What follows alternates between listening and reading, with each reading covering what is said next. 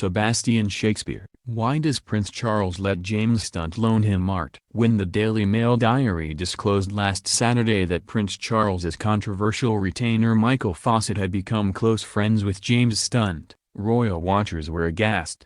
They were alarmed that a business relationship had been allowed to develop between Fawcett and socialite Petra Ecclestone's flamboyant ex-husband. However, now Stunt, who is the 36-year-old godson of convicted money launderer Terry Adams, has come forward to reveal the extent of their friendship. Their arrangement involves Stunt lending paintings he has bought to Dumfries House, Charles's £40 million stately home in Ayrshire which Fawcett runs.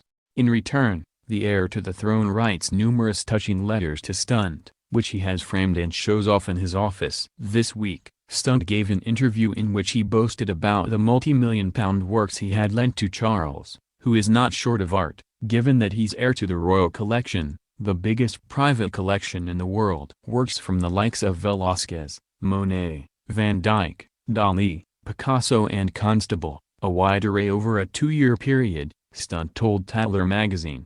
There's a Chagall went there recently. But it would be hypocritical to name the pieces when I said I didn't want recognition. Fawcett, 55, who resigned not once but twice from the royal household, is said to have visited the £12 million London home of Stunt, who describes him as a lovely man.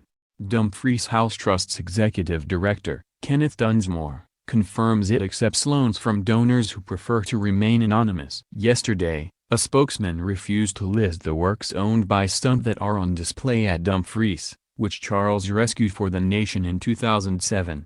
Stunt's fortune is the subject of much speculation. Although often described as a billionaire, his gold trading businesses never seem to make much money. His ostentatious habits, such as being driven round London in a cavalcade of luxury cars, annoyed his former father-in-law, ex-Formula One boss Bernie Ecclestone. Stunt brags about his fortune, claiming, when people say, he made a few millions, well, put a few hundreds in front of that. However, speaking to the Daily Mail on Tuesday, Mr. Ecclestone questioned Stunt's claims. I don't know why he needed me to fund his business if he had all this money, he said. He wanted someone to guarantee that he would pay the money back to the bank. I guaranteed that he would be able to pay back the money and whatever, which he forgot to do. So I got stuck with the bill of paying for it. If he had all this money, why am I stuck with this money as the guarantor? You'd think that out of these millions he's making daily, he'd be happy to pay that back. This newspaper disclosed in 2016 that businessmen had been asked to pay up to £100,000 each to be entertained by Charles at events in aid of Dumfries House. The prince's office said the letter sent to donors demanding cash to attend one of Charles's charity functions had been erroneously sent out by a third party without their knowledge and steps were immediately taken to ensure that it never happened again. Fawcett first resigned from the royal household in 1998, after a number of the prince's staff complained to Charles of his aide's bullying attitude. Within a week, though, he was not only reinstated, but promoted. Then in 2003, Fawcett was forced out as a senior valet when an inquiry found he had sold off gifts on Charles's orders. However, he was retained as a consultant and now receives £85,000 a year as executive director of Dumfries. That's in addition to the £276,158 which the Dumfries House Trust paid Fawcett's business, Premier Mode Limited, according to the latest accounts.